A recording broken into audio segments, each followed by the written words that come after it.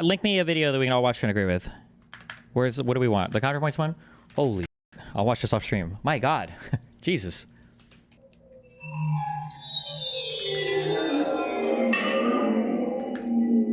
So, I'm somewhat interested in conspiracy theories. I don't believe in them, but it's one of those things, you know, like cults or serial killers. I don't want to join a cult. I don't want to kill anybody, but when it happens, I take an interest. Ooh, what's going on here? It's good to start a video by saying something nice. So let's all go around and say our favorite thing about conspiracy theorists. I'll go first. My favorite thing about conspiracy theorists is their passion for diagrams. As long as the internet has existed, researchers have posted conspiracy diagrams.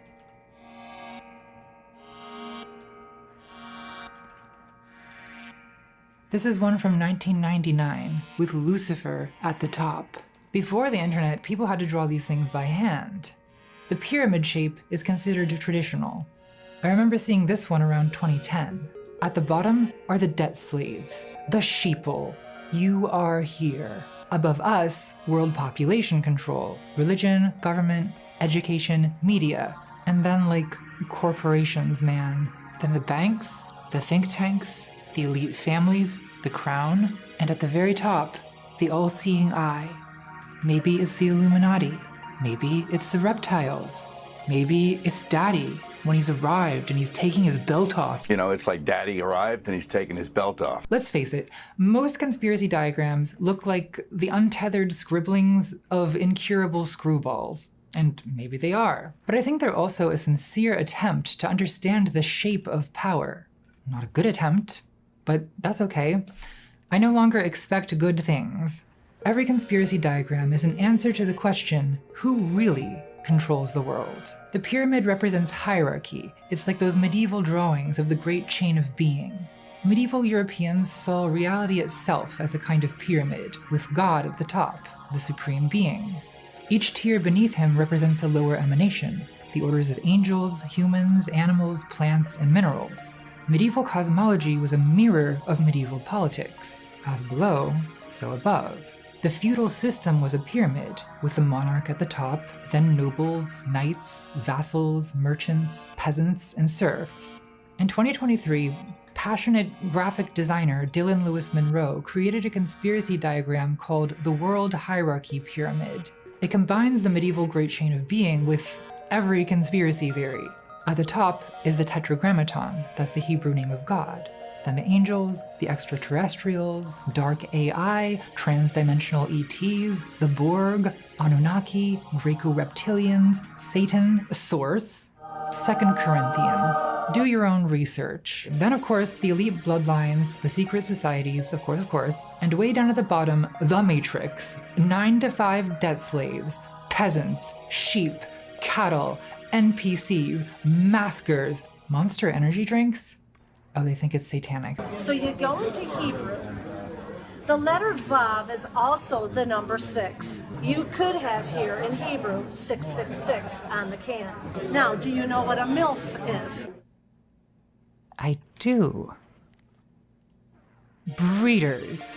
Hey, don't talk that way about straight people. One of my best friends happens to be...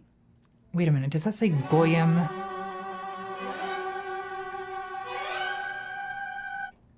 Okay, it is way too early in the video for this. I'm trying to keep it fun, trying to keep it flirty. We are not dealing with Goyim for at least an hour. So put a pin in it, and for now, I'll pretend I didn't see that. The World Hierarchy Pyramid looks like something you'd find in the basement of a domestic terrorist.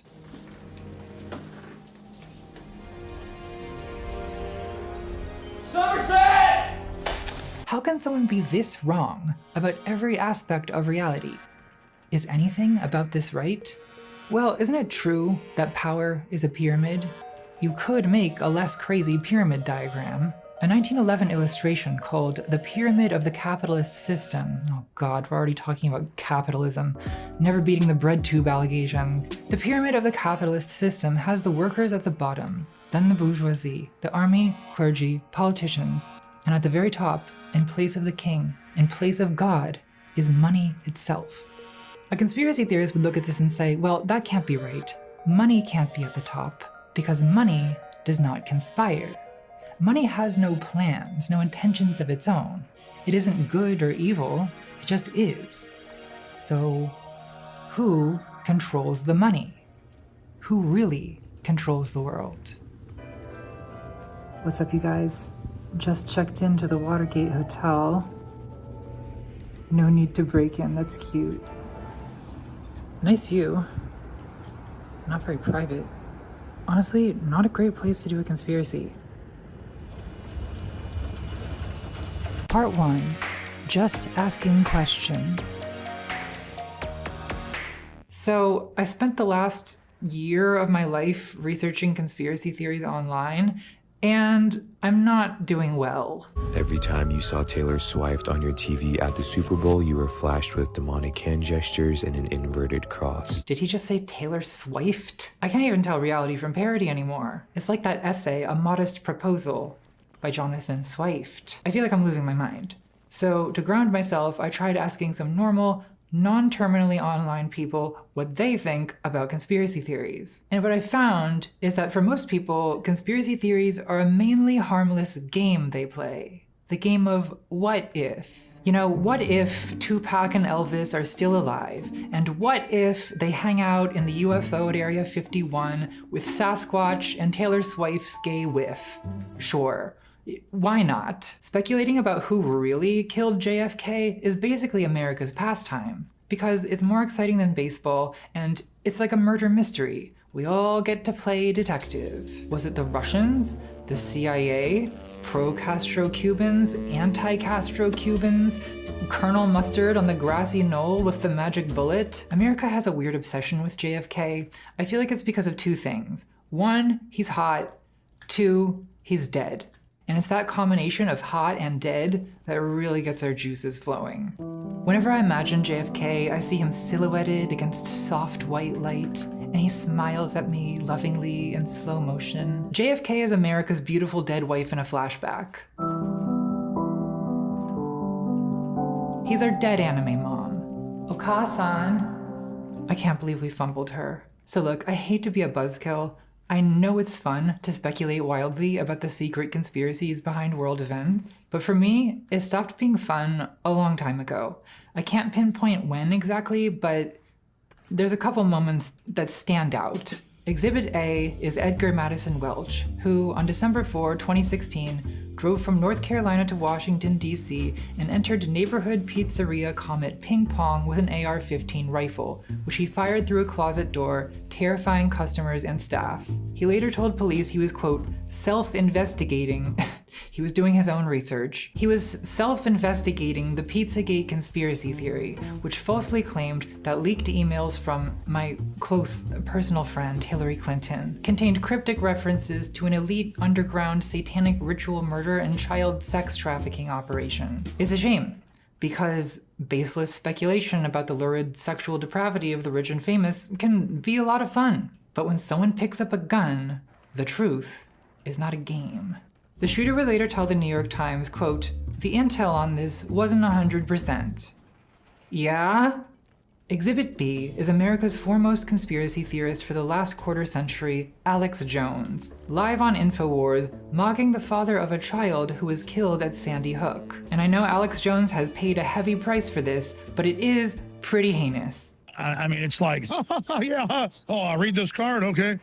I mean, it's like, whoa, whoa. I don't know, is this what questioning authority looks like? It's not just asking questions if the way you're going about it is, fiendish. Of course, when you point out the harm done by conspiracy theorists, they say, well, that's just controlled opposition. It's a psyop designed to make us look bad. And okay, I guess it's possible that it's a psyop, but isn't it also possible that you've simply surrounded yourself with assholes?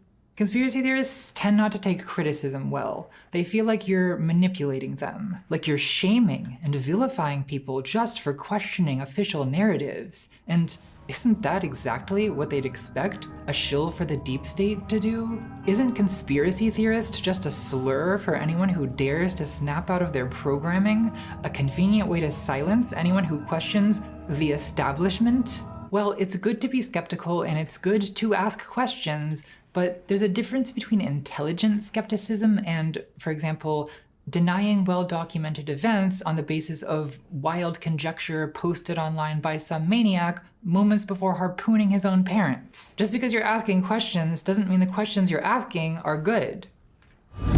Who really controls the moon?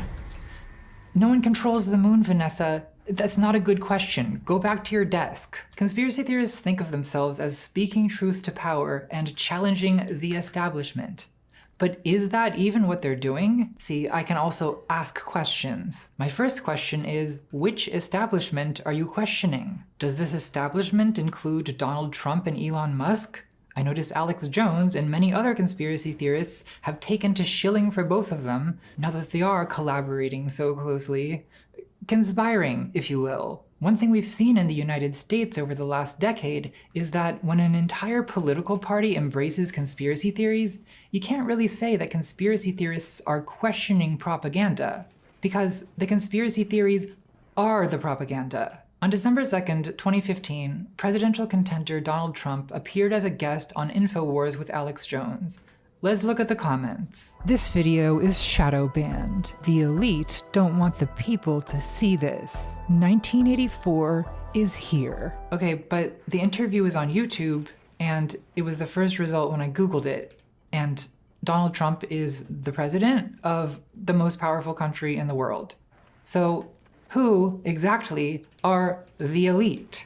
Isn't what people call the elite or the establishment really just a bunch of warring factions? And isn't one of those factions the United States Republican Party, now essentially a right-wing conspiracist party? Their 3-time presidential nominee and 2-term president so far, entered politics in 2011 as a birther conspiracy theorist. But he was just asking questions, right?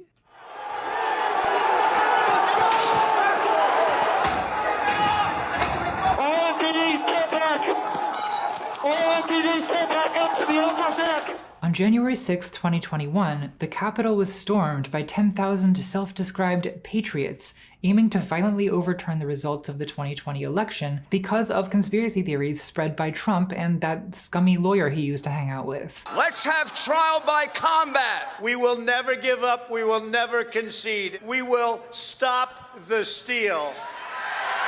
A month earlier, Trump's former national security advisor Michael Flynn invoked the Stop the Steal conspiracy theory in a call for Trump to suspend the Constitution and declare martial law. Exactly the things conspiracy theorists have been worried about for decades. But when it actually happened in front of their eyes, they didn't notice, because the conspiracy theory was the propaganda. And in the background of all this, of course, was QAnon. I assume you all know what QAnon is, but sometimes it's good to verbalize it just to remind yourself how much the vibes have deteriorated. QAnon was an online messianic conspiracy cult whose core belief was that the world is ruled by a global elite of satanic, sex-trafficking cannibals from whom the children would be saved by reality TV star turned president Donald Trump, whose sacred mission was to declare martial law, end the adrenochrome harvest, and purge the deep state pedovore cabal in a wave of mass executions called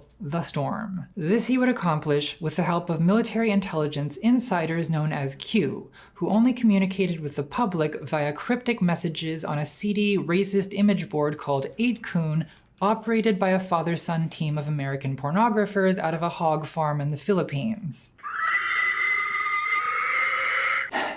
The online conspiracy world has since moved on from QAnon. In fact, they'll tell you that it was actually controlled opposition and a distraction. Denial is always the last stage of these things. The so-called QAnon shaman, Jacob Chansley, now claims he was unfairly associated with QAnon by the media in, quote, an attempt to control the narrative and destroy my public image. It's not what he said 4 years ago. Q most certainly did send me, ladies and gentlemen. Q is the highest levels of the military and the intelligence community in the United States, and they are disseminating above top secret information to patriots in our republic. That means people like you, so that we can take back our country from the communists and the globalists. He now blames the whole thing on Antifa, Black Lives Matter, and the deep state. And I think it's more like the deep state set up riots than Trump riots. I don't think Trump had people do that. I think it was more likely that the feds and the crowd and Antifa and BLM were largely responsible. It's like the narcissist's prayer, you know? That didn't happen, and if it did, it wasn't that bad, and if it was Nancy Pelosi's fault, and if it wasn't, the deep state made me do it.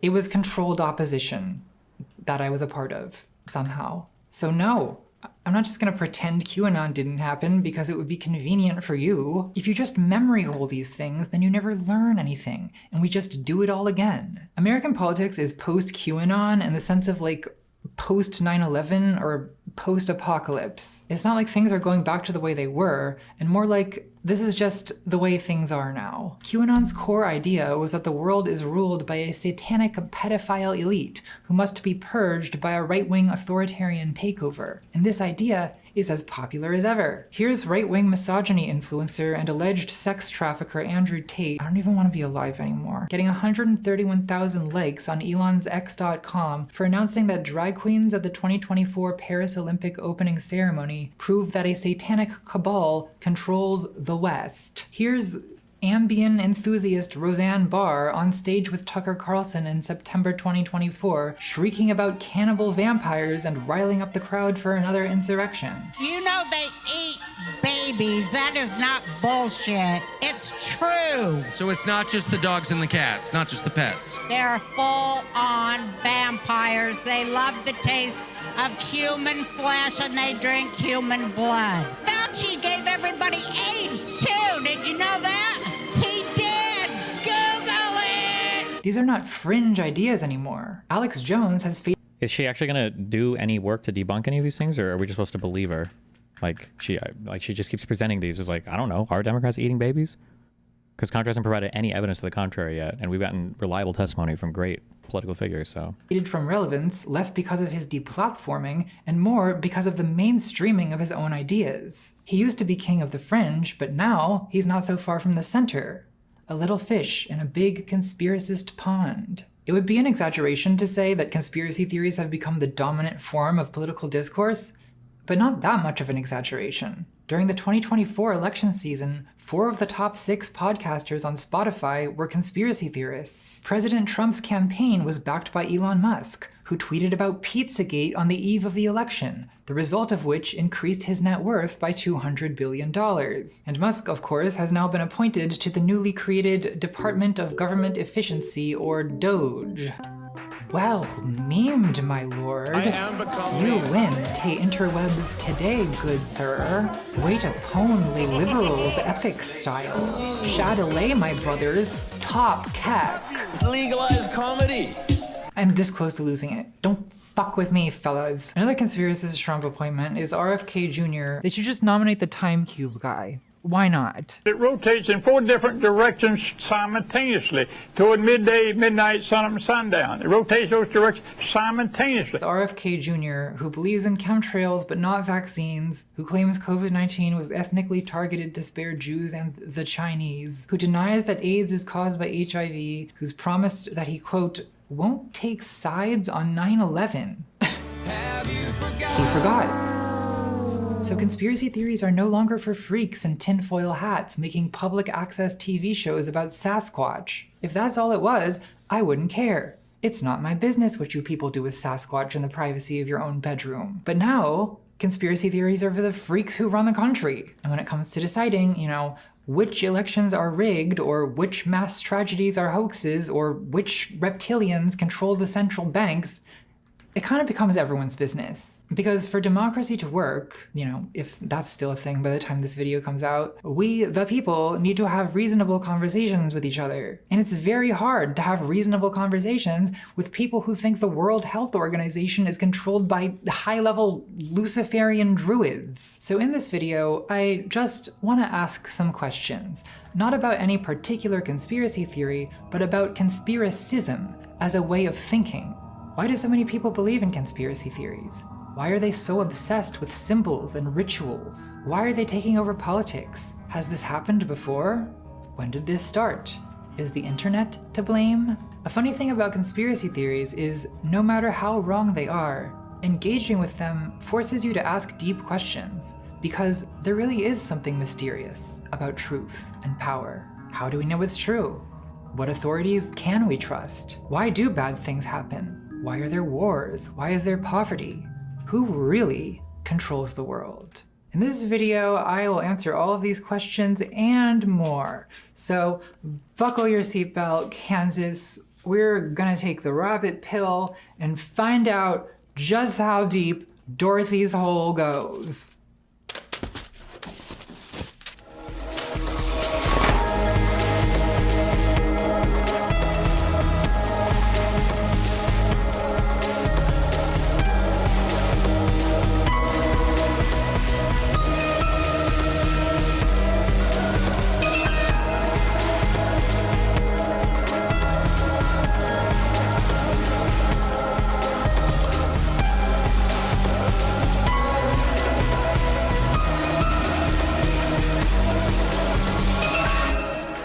Part 2, the rabbit pill.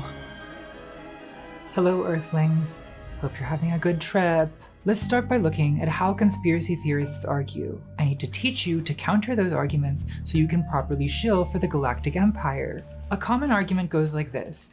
Aren't there endless examples of real conspiracies? Everyone always thinks conspiracy theories are crazy until those theories are proven to be conspiracy fact. As a Trump supporter on Truth Social put it, not trusting the government doesn't make you a conspiracy theorist.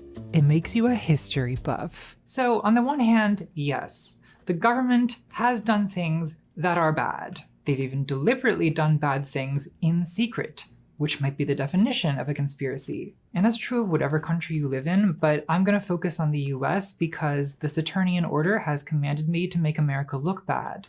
Easiest job they've ever given me. To choose a popular example, Project MKUltra was a wildly unethical CIA mind control experiment carried out in secret between 1953 and 1973. One of its goals was to develop a truth serum using substances like LSD and morphine. Now obviously this did not work, because morphine and LSD are terrible truth serums. Trust me, I've tried. We know about MKUltra because after the Watergate scandal, Congress investigated intelligence agency abuses and uncovered CIA documents that were supposed to have been destroyed. The details are very scandalous. In an operation known as Midnight Climax, the CIA lured men into San Francisco brothels, dosed them unknowingly with LSD, and observed their behavior through a one-way mirror. In another experiment, US Army biologist Frank Olson was given LSD without his knowledge or consent, and he died 1 week later after falling from a 13th-story hotel window under suspicious circumstances.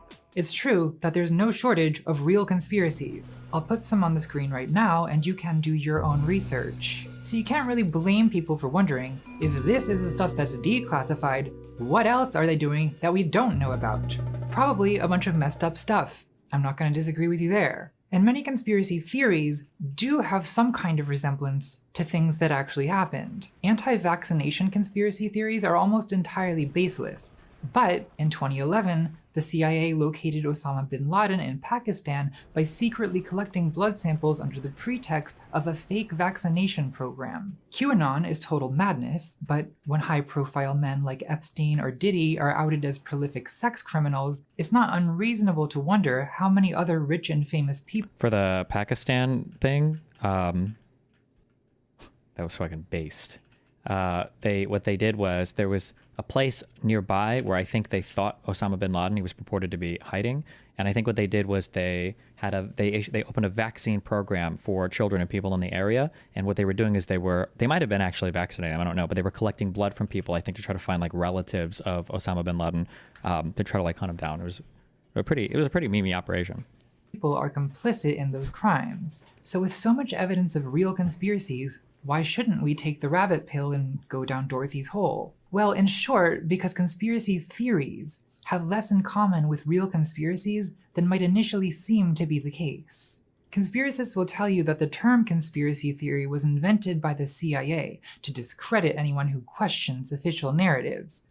This is not true. Quote, recorded use of the phrase conspiracy theory dates back to at least 1863, more than 60 years before the CIA was established. That's according to the Associated Press, but I guess that's the mainstream media, and we can't trust them. I only trust truth seekers posting about med beds from a garage and telling you to buy cryptocurrency. When the quantum financial system hits and I finally get my Nisara Gasara deposit, you'll see. You'll all see. The difference between actual conspiracies and conspiracy theories has to do with evidence. When we talk about conspiracy theories, we're not talking about scientific theories, like the theory of gravity, which is a well-substantiated hypothesis. At least for you people. It's actually completely false, but they won't let me talk about that. We're using the word theory in the non-scientific sense of unsubstantiated conjecture and speculation. Just a theory. As in the theory that Katy Perry is John Benet Ramsey, or that Jeffrey Epstein is a 300-year-old vampire who used to be Andrew Jackson. Conspiracy theories are by definition unsubstantiated, in the way that UFOs are by definition unidentified. If you know what the object is, then it's not an unidentified flying object. If credible sources confirm a conspiracy occurred, then it's not a conspiracy theory. And to conspiracy theorists, a confirmed conspiracy becomes part of the official narrative, part of the puppet show, and is therefore itself something to be questioned. You see this all the time with MKUltra, where the actual documented events only interest conspiracy theorists insofar as they inspire unsubstantiated speculation that what we know is just the tip of the iceberg. So conspiracy theories are to investigative journalism as cryptozoology is to zoology. Zoology, the study of animals, is a scientific endeavor based on standards of evidence. Cryptozoology, the search for Bigfoots, Yetis, various Mothmen, is a crackpot monster hunting activity based on a parascientific pursuit of mystery for the sake of mystery. Not to be too harsh on cryptozoology, I'd rather people hunt Mothmen than do QAnon. Not gonna lie, this is kind of a dumb language game, no? I mean, yeah, but other people play it. What do you mean? People do this shit all the time, where they'll say like gravity is a theory, and then they'll say that a conspiracy theory is a theory. People do this shit all the time. If you're torn between the two, I want you to promise me that you will not rest until you have that Mothman's head. Cryptozoology is not a science, because when a new species is scientifically acknowledged, it's no longer crypto, no longer secret, and is therefore outside the domain of cryptozoology. When the unknown becomes the known, its mystique is gone, and the mystique is the entire point. This is why conspiracy theorists have always been obsessed with secret societies, like the Freemasons or the Illuminati. What interests them is secrecy itself. YouTube is full of videos like hidden camera exposes Freemason rituals, or like forbidden videos inside the Mormon temple. Incredibly boring things become obsessively fascinating if you simply tell people that it's secret and they're not allowed to know about it. The conspiracist classic None Dare Call It Conspiracy by Gary Allen, a major influence on Alex Jones, describes conspiracy research as, quote, history's greatest whodunit, a mystery thriller. I think this reveals a lot about the conspiracist mindset. Conspiracy research is a thrill-seeking activity. People don't become conspiracy theorists because they followed rational arguments to an evidence-based conclusion, which is not to say that conspiracy theorists aren't interested in evidence. They're very interested in evidence. They accumulate vast webs of evidence. They're passionate about investigation, about doing their own research. 9/11 truthers will often give at least a superficial impression of being well-versed in structural engineering. They present facts about the temperature at which jet fuel burns. They start using words like nanothermite. They have confident opinions about whether Building 7 could have collapsed from fire. But I think it's a mistake to see conspiracy discourse as some kind of botched attempt at rational inquiry. I don't think it is. But why not? There's a The easiest way is, she'll go into all the ways people are illogical, but the easiest way, I think, is to just see the selective skepticism, right? the idea that, oh, well, if you found one thing, who knows what else exists, or if they admit to one thing, then who knows, what else they're doing. But like when it comes to say like the signal chat stuff, oh, well, that's probably the only time that's ever happened, or if it is happening, it's not a big deal or whatever. It's the selective bullshit of it all. Particular type of evidence that conspiracy theorists usually rely on, what they call anomalies. An anomaly is anything that seems subjectively suspicious, improbable, or inexplicable. A glitch in the matrix. True. For example, the Apollo 11 press conference is constantly cited by moon landing hoaxers because the astronauts appear at times dejected and morose. Conspiracy theorists interpret this anomaly as proof that the astronauts are being forced to perpetrate a scam on the American people. Poor men, clearly under threat of death if they reveal the truth. That they went nowhere near the moon. True. I'm trying to be open-minded here, but their body language says they never went anywhere. I've seen people more hyped about a visit to the mall. Isn't it also possible that they were, I don't know, tired after flying to the moon? Because everyone on the internet is an expert body language analyst, so what do I know? In the summer— That's true. The Epstein tape thing will probably be some of the strong, well, who knows so far. The Epstein tape thing will definitely be one of the strongest mind rots. And I can't even bring it up in debates because like other person will say, oh, I've never heard that before. Of 2020, a conspiracy theory spread on social media claiming that missing children were being trafficked by online furniture retailer Wayfair. The evidence for this conspiracy was an anomaly on Wayfair's website, where certain pillows and cabinets were listed for $10,000, an outrageously inflated price. Some of these items had names that just so happened to correspond to names of children who'd been reported missing. People on Twitter started wondering, wasn't it possible these children were being sold into depraved sexual slavery and trafficked inside of pillows and cabinets? A lot of people jumped to that conclusion without stopping to consider alternative explanations. Like, for example, maybe there was an error on the website. Maybe the products were named by SEO optimization algorithms looking— In discussions, do you think it would be worth guiding someone through evidence rather than asking if they know about it to avoid the I don't know excuse? I mean, maybe, I don't know. But the issue is that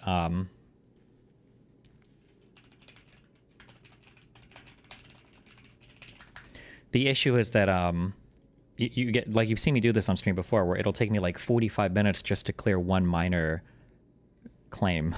It's just a lot. It's a lot of, for frequently searched names. Or maybe giving human names to products is just a fairly common marketing practice. The Stephanie upholstered armchair, the Vanna tufted sofa. This one's not even on Wayfair. Adelia is at Home Depot. My God, this goes all the way to the top. Don't worry, Adelia, we'll break you out of your velvet prison. The Wayfair missing children did later turn up, by the way. One 18-year-old girl went live on Facebook to reassure the public that she was fine and not, in fact, being sex trafficked inside of a cabinet. The conspiracy theorists in the chat were not relieved. In fact, they were annoyed that their investigation was being debunked. One woman commented, "Put her ass back in the cabinet." For a more convincing example of the argument from anomalies, let's look at Loose Change, the 2005 documentary that defined the 9/11 truther movement. Loose Change is essentially just a big list of 9/11 anomalies, including some that actually are pretty, well, anomalous, like the discovery of a hijacker's passport at Ground Zero. 7 different black boxes, made from the most resilient materials known to man, were all completely destroyed beyond repair. Yet, a passport. I will say that in doing the research for that Nick debate that never happened, I have never believed stronger in the official narrative than doing the research on all of these conspiracies. Like the passport thing seems weird, but apparently it's super common that like paper and like records and stuff will show up at plane crashes all over the place. It's just that you have something that just, it doesn't carry a lot of like kinetic energy. Like if you throw a passport off a building, it's not like it's going to fall to the ground and be crushed, right? Like it floats through the air, whatever the fuck. And you find a lot of weird stuff on plane crashes, not related to 9/11, just other plane crashes where you'll find like identifying information or IDs or wallets or stuff that are relatively intact, even though the plane itself has like been obliterated. Made from a fragile material known as paper, managed to fly through a 2,000-degree explosion and land undamaged blocks away, where the FBI conveniently found it, thereby incriminating Saddam al-Sakami and al-Qaeda for the attacks. Who writes this stuff? Isn't it weird that a passport would survive a 2,000-degree explosion? Like, yeah, it is extremely weird. How do we explain that? Well, my explanation is that sometimes weird things happen. In 1987, Northwest Airlines Flight 255 crashed shortly after takeoff in Detroit, killing 156 people. Everyone on the plane died except for one 4-year-old girl. How could a 4-year-old survive a plane crash that killed more than 100 adults? Isn't that anomalous? It's super fucking anomalous. But you know what? Sometimes anomalous things happen. There's that 6-minute streamable that somebody linked once from the one guy talking about the JFK thing, where he kind of lays out kind of an analogy on this, having to do with, I think, like a bank robber. And he goes through a similar analogy where it's like sometimes there could be things that are hard to explain, but it's just because they're unlikely to happen. But just because something's hard to explain or unlikely to happen doesn't mean that you then toss the entire story, because every single fact has to be easily accounted for by this story. As long as it's not like impossible for a thing to happen, then you can't just discount a whole story because something unlikely happened. How did the hijacker's passport end up at ground zero? Well, I really don't know. Maybe God guided the passport to safety. Maybe an Al-Qaeda operative handed it to police because they wanted to get caught. Maybe it was planted by a reptilian. It was me. I did it. Me and my close personal friend Hillary Clinton. None of this is plausible. But is it more plausible that the Bush administration planted such a weird piece of ultimately superfluous evidence in the course of orchestrating this secret controlled demolition of the tallest buildings in New York City, and that no one involved in any stage of that process has leaked anything about it for over 2 decades? God, am I really debating 9/11 truthers online? Have I really learned nothing in 23 years? The thing about anomalies is that they never really amount to any kind of substantive evidence that a conspiracy occurred. The argument from anomalies is often just a series of statements beginning, "Isn't it weird? Isn't it weird that cabinets on Wayfair are listed for $10,000? Oh my god, that's really anomalous. Isn't it weird that Sirius, the hero dog of 9/11, was photographed with Bill Clinton exactly 1 year before the attack? Yes. It's weird. You have proven that a weird thing happened, but that's all you've proven. It's a style of argument based entirely on innuendo, conjecture, and asking leading questions designed to push the audience to a speculative conclusion. It's like that History Channel show Ancient Aliens, where the phrase, "Is it possible?" occurs with comical frequency. Is it possible that Bigfoot is actually an extraterrestrial? Is it possible the moon is not only hollow, but an artificial structure? Is it possible that the story of the Minotaur is based on actual events? Is it possible How do that I the fly my octopus fucking space didn't platform? originate on Earth? Is it possible that what we have here are extraterrestrials wearing some type of protective suits? Is it even possible that Nessie is an alien entity that is able to pass through a wormhole that exists at Loch Ness? Like, yes, lots of things are possible, because possibility requires a very low threshold of evidence. It's possible the moon is controlled by reptiles. It's possible that life is but a dream. Correct. This rhetoric of asking leading questions functions in part as disavowal, because technically you're not making any claims, you're just asking questions. But it also provokes the imagination of the audience. It makes you feel like you're connecting the dots on your own. And that's exciting. It's engaging. It makes you feel smart, like you're an independent investigator, a free thinker. You're not a sheep who believes whatever the mockingbird lamestream media forces down your throat. You do your own research. But do you? No, Patrick. Scrolling Telegram channels about how the Knights Templar are using 5G networks to make you eat bugs is not research. No one likes to feel like a passive receiver of information. Okay, well, some people do. Fleabag, Oh my maybe. god. I want someone to tell me what to eat, what to like, what to hate, what to rage about. But conspiracy theories appeal to people who want to feel in control of their beliefs. And I do kind of sympathize with that. I don't want to get knowledge cucked by some high priest telling me what to believe. This attitude is not at all unique to conspiracy theorists. Individualist skepticism is sort of the foundation of Western philosophy. The modern era in philosophy starts with Descartes, who wanted to question everything. In the Middle Ages, you had to accept the doctrines of the church, or they'd call you a heretic and they'd burn ya. But Descartes thought that knowledge shouldn't be based on dogma, it should be based on reason. And that does sound good, doesn't it? The problem, though, is that if you question everything, then how do you know that anything is true? Descartes argued you can't even trust your own senses, because you could be dreaming right now. You could be deceived by an evil demon. So Descartes wanted to discover an idea that could not be doubted, and he came up with this Latin slogan, cogito ergo sum, I think, therefore I am, which has to be true, because it's on t-shirts and coffee mugs, popular everywhere among people who want you to know they went to college. From the cogito, Descartes tried to deduce that God exists and that God wouldn't allow a demon to deceive you. It's not a very good argument. Descartes is not a good philosopher.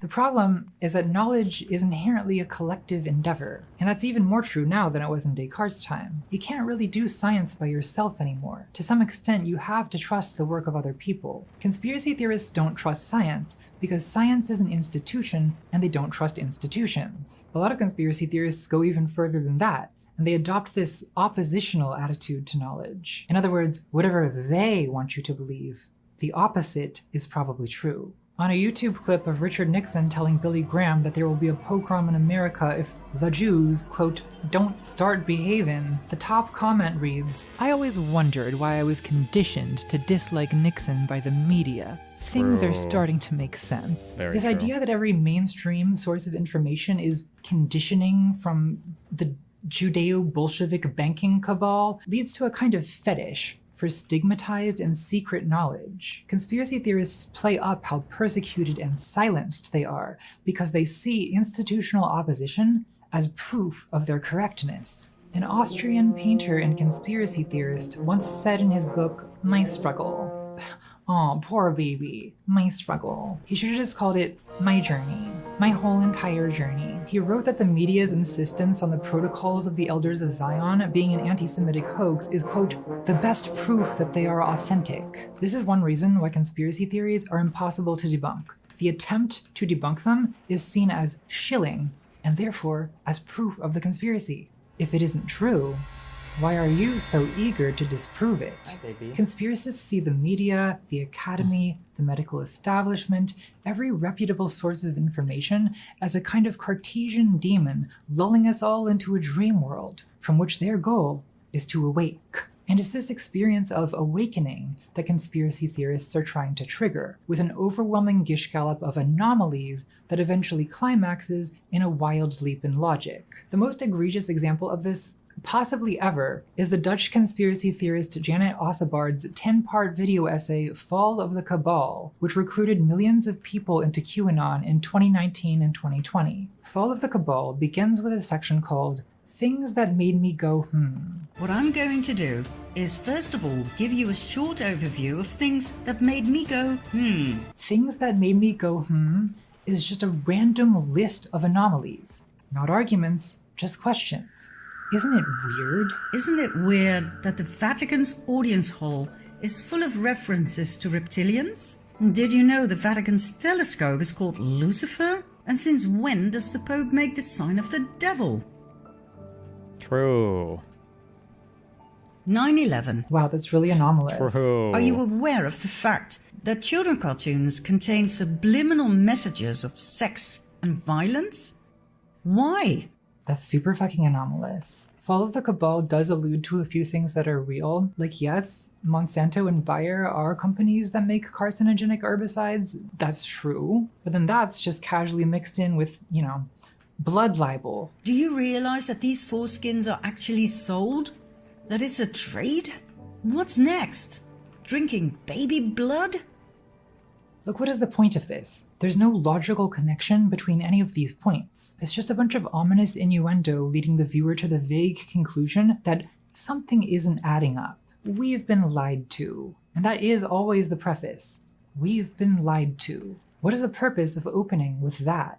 Well, if you can make your audience feel like everything they've ever been told is a lie, like science is fake, like school is indoctrination, the news is propaganda, the so-called fact-checkers are dangerous. The so-called fact-checkers are dangerous. It leaves the audience in a very vulnerable position, because now they have nowhere to turn for reliable information, because you've convinced them not to trust anyone, and now they don't know what to believe.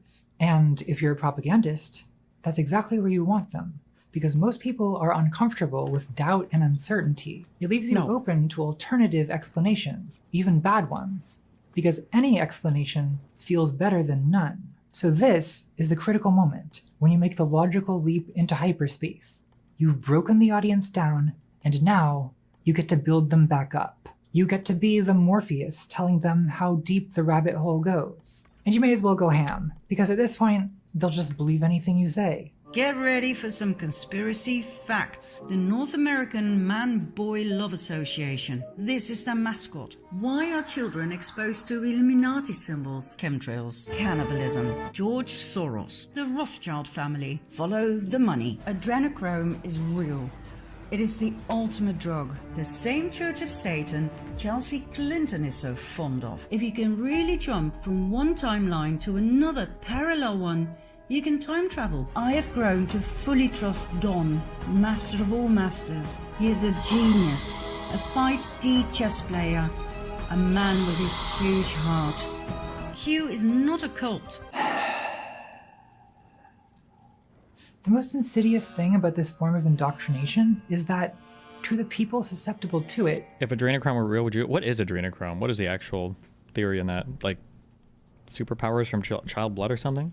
It feels like critical thinking.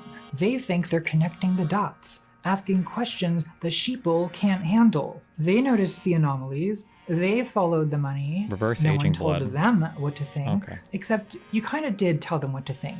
You just did it in a way that made them feel like it was their idea. And when people feel like something is their idea, they internalize it as part of their identity. They become possessive of it. Where they once may have been open to skepticism, they'll now be on guard against it, ready to dismiss it reflexively as shilling.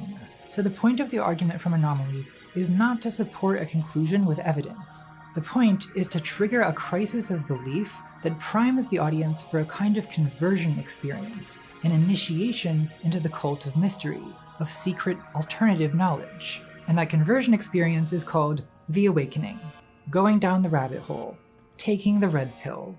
It's hard to overstate the influence of 1999 cyberpunk science fiction film The Matrix, a great movie whose legacy is unfortunately tainted by association with every manner of Looney Tunes buffoonery. The Matrix became the centerpiece of 21st century mythology that it is because its allegory of awakening from a dream is a universal archetype. In Western philosophy, there's Plato's cave, Descartes' demon. Lenin says the revolution will arrive with the workers' awakening of class consciousness. In Hindu and Buddhist thought, the illusion is called Maya, a deceit that conceals the true nature of things. What's called enlightenment by Western Buddhists is a 19th century translation of the Pali term bodhi, which is more literally translated as awakening. So the Matrix can mean whatever you want it to mean. The directors of the movie now claim that it's an allegory for transgender awakening. Cool. But whatever your interpretation, taking the red pill is to awake from a dream world. It's a revelation that explains the feeling you've had all your life that something is vaguely wrong. You don't know what it is, but it's there, like a splinter in your mind. By taking the red pill, Neo undergoes a rite of passage, symbolically dying in the dream world to be reborn in the desert of the real. For Neo, this also entails the realization that he is, in fact, the main character of reality, which also probably speaks to something in the conspiracist mindset. When conspiracy theorists tell you to wake up, they're not trying to persuade you about the causes of a particular historical event. They're urging you to transform the way you think about the world in general. Dylan Lewis Monroe's Q-Web diagram connects the dots from Atlantis to the Rothschilds to the Vatican to 9/11 to reptilian extraterrestrials to Obama's fake birth certificate. It's all connected. In the Q-Web, the Western pyramidal hierarchy has been replaced with a mesmerizing Eastern tangle, which the authors of Conspirituality compare to a Buddhist mandala meant to guide the viewer to awakening. So, what is it that conspiracy theorists are awakening to?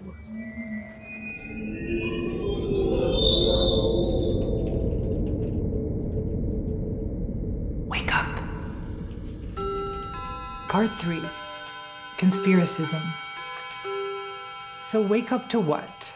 Well, like every convert, conspiracists are awakening to a new worldview, which I'm calling conspiracism. And yes, it deserves to be an ism, because it's not a theory, it's a way of thinking. The details constantly change, but the fundamental mindset remains the same. In his 1964 essay, The Paranoid Style in American Politics, historian Richard Hofstadter said that conspiracist thinking was not unique to his own era of hysteria about looming one-world communist government. He tracked its roots all the way back to the founding of the United States, when there was a panic about the Bavarian Illuminati infiltrating the Freemasons and plotting to replace Christianity with Jacobinical atheism. In 1798, Timothy Dwight, president of Yale University, said, quote, "Shall our sons become the disciples of Voltaire and the dragoons of Marat? Or our daughters the concubines of the Illuminati?" The concubines of the Illuminati.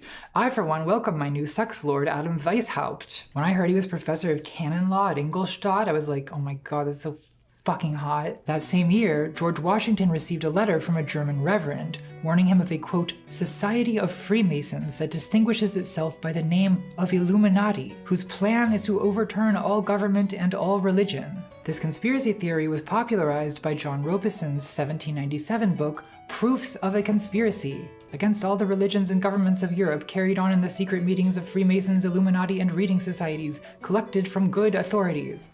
Well, if it's from good authorities, Washington wrote back, quote, "I have heard much of the nefarious and dangerous plan and doctrines of the Illuminati," but he assured the minister that the Freemasons in America were not involved. So, conspiracism has existed for a long time. Illuminati conspiracy nonsense crossed George Washington's desk, but we could go back even further than that. In the year 64, there were conspiracy theories that the Great Fire of Rome was an inside job ordered by Emperor Nero. Olive oil can't melt marble columns. Nero, of course, blamed the Christians. Christians were in many ways the Jews of ancient Rome. Well, the Jews were also the Jews. They often are. So this is not a new way of thinking. The internet did not start this. It's actually kind of amazing how consistent conspiracist rhetoric is across centuries. Another passage from that letter to Washington reads, "Our present time, pregnant with the most shocking evils and calamities, threatens ruin to our liberty and government. Secret, the most secret plans are in agitation." Like, it sounds like someone translated Alex Jones into 18th century English. According to Hofstadter, the paranoid style is characterized by, quote, heated exaggeration, suspiciousness, and conspiratorial fantasy, as well as feelings of persecution. It's overheated, over-suspicious, over-aggressive, grandiose, and apocalyptic in expression. Sound like anyone you know? But I think conspiracism is more than just a rhetorical style. It also has certain core beliefs. Political scientist Michael Barkun says the 3 principles of conspiracism are: nothing happens by accident, nothing is as it seems, and everything is connected. I agree, but I want to use a slightly different definition because I do my own research. I'll call the 3 principles of conspiracism intentionalism, dualism, and symbolism. Now pay attention, because this will be on the test. Intentionalism is the idea that everything that happens is the result of a deliberate plan, that there are shadowy agents of evil scheming behind every misfortune. There are no accidents, and no significant event is the result of mere human ignorance or incompetence, or of systemic forces beyond human intention. Dualism is the idea that all of human— Wait, if I have repair packs inside my thing, will it auto-repair my stuff in space? Human history and politics are best understood as an epic battle between good and evil, the forces of light against the forces of darkness. When bad things happen, when there are wars, disasters, poverty, these are simply the result of evil people doing evil things because they're evil. And finally, symbolism is the idea that everything has meaning and everything is connected. So politics and history are sort of astrological in nature. There are no coincidences. Everything is teeming with signs and symbols that we can decode to discover the truth and define the future. Now, these are all pretty common patterns of thinking that most of us slip into sometimes. And not everyone who flirts with conspiracy theories is a full-blown conspiracist. But people who believe in all-encompassing super conspiracies, like QAnon, the kind of people who think the Deep State Mapping Project is an accurate depiction of reality, those people are full-blown conspiracists. Now, let's explore the labyrinth of their madness in excruciating detail. It's okay, I've had a spiritual awakening. I've learned to enjoy losing subscribers. Conspiracist Principle 1. Intentionalism. Hello, my pretties. In October 2024, conspiracist Congresswoman Marjorie Taylor Greene. Misspeak. Marjorie, if you're watching this, I've already put a hex on you. It's too late. In October, Marjorie posted a series of tweets arguing that severe hurricanes in the southern United States were deliberately geoengineered by government agencies to suppress Republican voters. Damn, I wish it worked. A year earlier, Marjorie, tweeted that climate change is a scam perpetrated by, quote, Wait, did we ever watch on stream, since the full Peter thing got leaked, of the guys arguing that almost everybody felt like Biden had intentionally brought over illegal immigrants to vote for Trump? Did we watch that on stream or not? Very powerful people that are getting rich beyond their wildest dreams, convincing many that carbon is the enemy. How can this woman believe that anthropogenic climate change is a hoax, but the National Oceanic and Atmospheric Administration is planning each specific hurricane? Well, because she's an idiot, but also because she's a conspiracist, and conspiracists believe that nothing happens by accident. So they cannot grasp the concept that carbon emissions might cause climate problems as an unintended byproduct of industrialization. But they have no problem whatsoever believing that big government Satanists are using HARP to create hurricanes, and the Rothschilds are starting forest fires in California with Jewish moon lasers. This is intentionalism, the idea that everything that happens is the result of someone's plan. And if it's not immediately obvious whose plan it is, that must be because the plan is secret. Conspiracists see world events as a big puppet show. For every war, every terrorist attack, every recession, every pandemic, every election, revolution, or so-called natural disaster. You can make your spaceship safer by going slower, less asteroids. That's actually a myth. By going faster, you're spending less time there, like in actual space, so you have less of a chance of hitting things. This is why usually for like residential neighborhoods, I drive through at like 80 miles an hour, because if you're at the end of the like street and there's no kids there and you go through as quickly as possible, there's less time for a kid to actually show up. Driving slower is more dangerous because you're spending more time in the street, which gives kids more opportunities to run out in front of you. Disaster, there must be a man behind the curtain pulling all the strings. In the most general sense, intentionalism is a way of explaining why things happen. Why does a volcano erupt? Well, a scientist who cares about facts and data like a cuckold might say that the collision of tectonic plates forces magma through cracks in the Earth's crust, leading to an eruption. What a coincidence. Move along, sheeple. Nothing to see here. An intentionalist explanation would be that volcanoes erupt because someone makes them erupt. And who that someone is depends on the specifics of your worldview. An animist or polytheist might say that a volcano erupts because the mountain is angry, or the god of the mountain is angry. A monotheist might just say, because God is angry. Not all monotheists, but you know the type. Go devil spawn, you just keep pushing on to the hell where you will forever burn. And a conspiracist might say that volcanoes erupt because the globalists are using volcanic smoke signals. There's literally every conservatard convo for the last 5 years you had. Do you have any way to work /fix/destroy this shit? Nope. You can start from the ground up and try to help people, like, but you're like literally reconstructing their entire epistemology. It's not, I don't know. To numerologically communicate the dates of upcoming wars, recessions, and terrorist attacks. I predicted in 2022 globalists would use Mount Etna smoke rings to signal war. They have done it before. 8 June 2000 equals 1 year, 3 months, 3 days before the 9/11 attacks, where buildings collapsed. Collapse equals 133. 8 June 2000. Mount Etna smoke ring stunt occurred on Kanye West's birthday. What a coincidence. Kanye West and Mount Etna have the exact same numerology. Checkmate. Geologists? At this point, I don't even know who we're checkmating. Conspiracism is pre-modern thought applied to postmodern politics. Karl Popper said, the conspiracy theory of society comes from abandoning God and then asking, who is in his place? Well, apparently the globalists, or the deep state, or the Illuminati, the Freemasons, the Vatican, the World Economic Forum, the Bilderberg Group, the Satanic Cabal, the, you know. The New York, Hollywood, international banking, Rothschild, Soros, communist Zionists. Which ones? You know the ones. So there is disagreement among conspiracists about who they are, about who controls the world, who is the puppet master.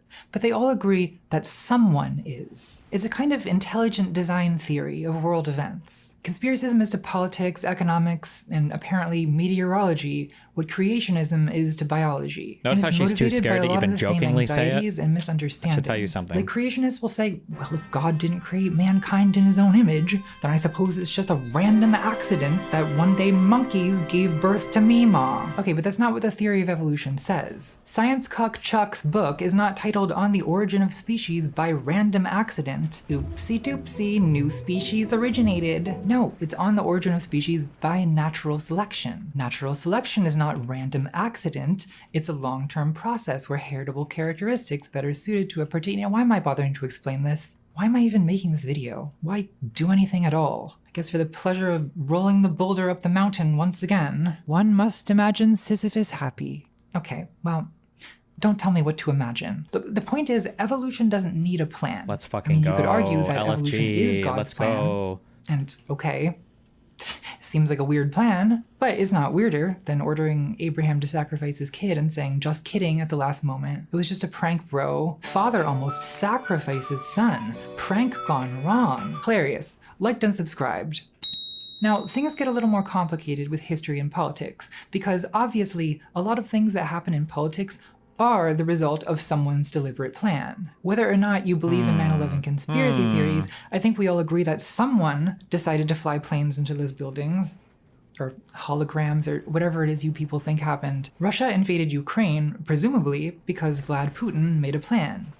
Not a good plan. Wait, it's not clearly, repairing but anything, is it? Technically, some kind of plan. And the invasion of Ukraine is typical of the way actual plans tend to play out. One, it's a plan of a single faction, not of some unitary global elite. And two, the plan is marked by human frailty. It's haphazard, it's improvisational, it unfolds in ways the planners didn't anticipate. This is not how conspiracists understand plans. In his best-selling crackpot ravings, Behold a Pale Horse, conspiracist William Cooper describes his intentionalist view of history. Quote, "A grand game of chess is being played on a level that we can barely imagine, and we are the pawns." He then absurdly suggests that before continuing the book, the reader should play, quote, "at least 2 complete games of chess. You must learn the rules they play by." And yes, they is in all caps. Conspiracists are incapable of any other typographical style. Conspiracists think that if political power seems divided and incompetent,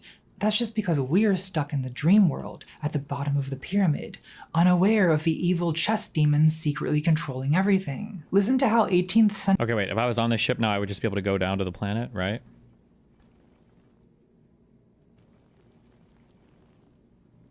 Conspiracist Augustin Barruel described the secret causes of the revolution. Quote, "Even the most horrid deeds perpetrated during the French Revolution, everything was foreseen and resolved on, was combined and premeditated.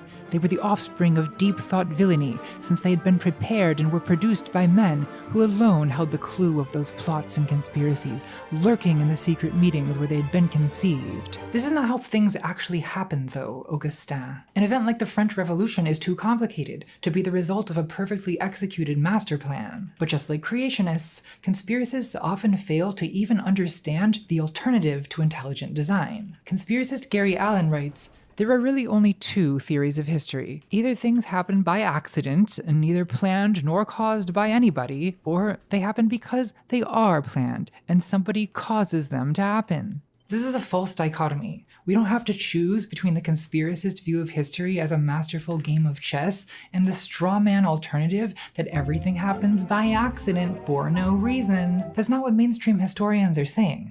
They don't think the French Revolution was an accident, they just think the causes are complex. From the Enlightenment to inherent tensions of the estate system to harvest failures in the 1780s. And yes, obviously various people involved in the revolution made plans, but none of those people were masterminds secretly controlling every twist and turn. Which, if you put on your Sherlock Holmes hat, you should probably be able to deduce from the fact that most of them were guillotined. Masterful gambit, citizens.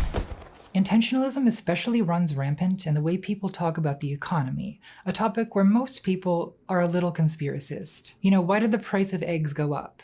It must be because the president turned up the big red inflation dial on his desk. Not that the president has no control over the economy. You know, he can appoint the Federal Reserve Chair, he can propose taxes, tariffs, wars, that sort of thing. But a lot of times, blaming the president for the price of gas and eggs makes about as much sense as sacrificing the king because the river flooded. It feels good to blame someone, but in reality, there's not a single person on this earth who can precisely predict, much less control, the economy. I do. And that's sort of creepy, right? Like the whole world revolves around money, but money is this weird abstraction you have to do math to understand. Most people aren't up for that, so we talk about the economy like it's an angry volcano god. Conspiracists really love to literalize the invisible hand. William Cooper claims that for the secret elites, it is as easy to predict and control the trend of an economy as to predict and control the trajectory of a projectile. The economy has been transformed into a guided missile on target. So who is launching this missile? Whose hand is the invisible hand? Well, conspiracists usually say that it's the international banking cabal, or the Rothschild-controlled central banks, or a bunch of other words that basically mean Jews. Again, more on that later. To actually understand the economy, you would have to use scientific, systematic thinking, not animistic, intentionalist conspiracy thinking. In a way, every systematic theorist, from Milton Friedman to Karl Marx, is closer to being correct than literally every conspiracy theorist. And yet, even the most systematic thinkers still rely on intentionalist metaphors to communicate their ideas. When Adam Smith wanted to describe how the preference for doing business at home leads merchants pursuing their self-interest to also unintentionally promote the good of their country, he said, "They're led by an invisible hand." When Karl Marx wanted to describe the extraction of surplus value from the working class, he said, "Capital is dead labor that acts like a vampire. It comes to life when it drinks living labor, and the more living labor it drinks, the more it comes to life." An invisible hand that guides us. Vampires drinking blood. These are anthropomorphic metaphors that describe an unintentional pattern as if it were an intentional action. So why use these metaphors? Well, because this is how humans think.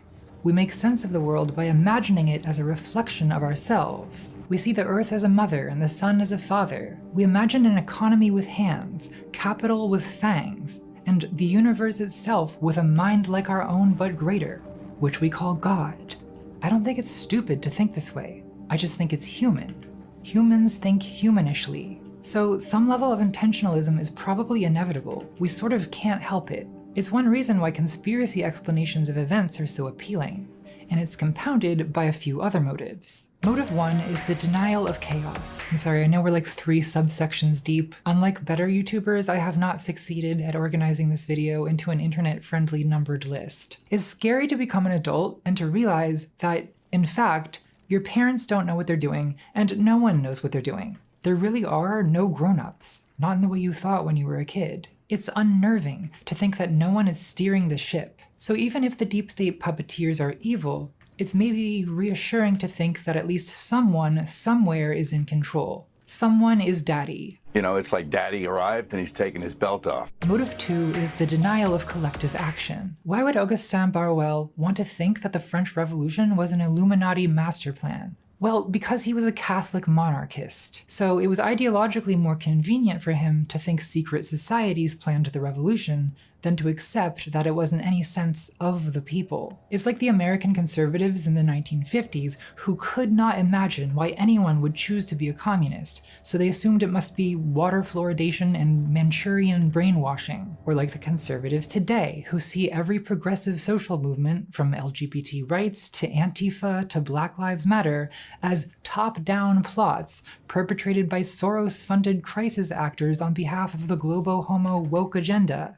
Motive 3 is proportionality bias, the tendency to assume that major events must have major causes. The idea that a world historic disaster like the COVID-19 pandemic could be caused by something so trivial and accidental as a bat virus being transmitted to humans via pangolins or whatever, it feels narratively imbalanced. It's more satisfying to imagine that it all unfolded according to a master plan of a secret global conspiracy to control the human race with face masks and arrows on the floor of the grocery store. Wake up, sheeple. Motive 4 is the need for someone to blame. This, I think, is the big one. Whose fault is it? Is a very important human question. The elites are the reason I get no women. I know this may sound crazy, but retaliation is an instinctive reaction to injury. When something goes wrong, we look for someone to punish, even if it's not really anyone's fault. When a storm destroyed his bridge, the Persian king Xerxes supposedly ordered his men to whip the sea as punishment, according to Herodotus, so probably that didn't happen. You can't trust what a Greek says about Persians, I'm always saying that. But there's also real examples. During the Black Death, Jews were falsely blamed for poisoning wells and were massacred in pogroms across Europe.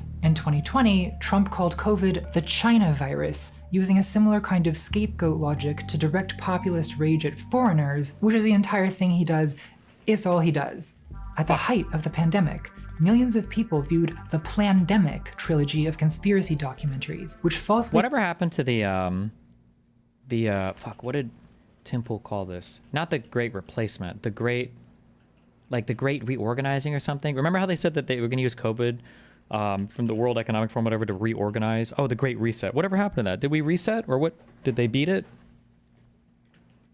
Because not only was the Great Reset supposed to happen, like Biden won the election. So like if the planet was supposed to have like the Great Reset, shouldn't we have reset under Biden, or what happened?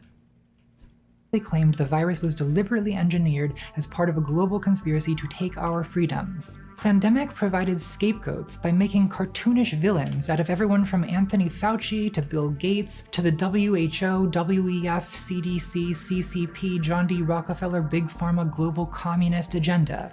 And it's not that no one deserves any blame for the way the pandemic was handled. The 10 richest men in the world doubled their wealth in the same 2 years that millions of people slid into poverty. I think that's worth being angry about. But the conspiracist tendency is not to blame opportunists taking advantage of unjust systems and perverse incentives, and it's certainly not to blame the systems and incentives themselves. No, conspiracists demand blood. So they seek out secret covens of witches and reptiles. Doesn't all of this apply to progressives too? Like the modern pop interpretations of white supremacy, patriot? Yes, this applies to everybody. The problem is right now, conservatives have fallen like so deep into this. It's like unfathomably horrible. I don't know why. I don't know if it's a religious thing or a political thing or a population cohort thing or what, but conservatives have just somehow like lost it. Reptiles and Satanists, whom they imagine are motivated by pure ontological evil. Speaking of which,